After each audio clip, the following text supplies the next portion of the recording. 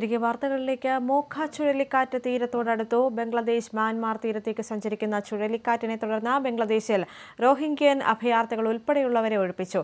Indian കാലാവസ്ഥാ വകുപ്പിന്റെ നിരീക്ഷണത്തിൽ മണിക്കൂറിൽ 220 കിലോമീറ്റർ വേഗതയിലാണ് കാറ്റ് സഞ്ചരിക്കുന്നത്.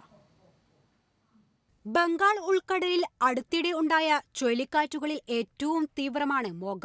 ചുഴലിക്കാറ്റ് ഞായറാഴ്ച ബംഗ്ലാദേശിലെ കോക്സ് ബസാറിന് സമീപം കരതൊടും.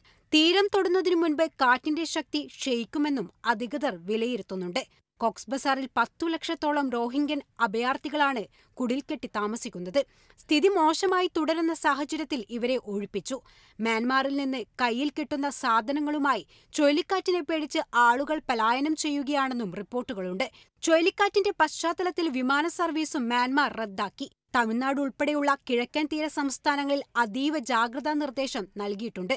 3.5 മീറ്ററോളം തിരമാല ഉയരുമെന്നും മുന്നറിയിപ്പുണ്ട്. മോഖ ചുഴലിക്കാറ്റ് അതിതീവ്രമായതിനെ തുടർന്ന് മത്സ്യബന്ധനത്തിനും കപ്പൽ യാത്രയ്ക്കും വിലക്ക് ഏർപ്പെടുത്തിയിട്ടുണ്ട്. National desk, Kerala vision news.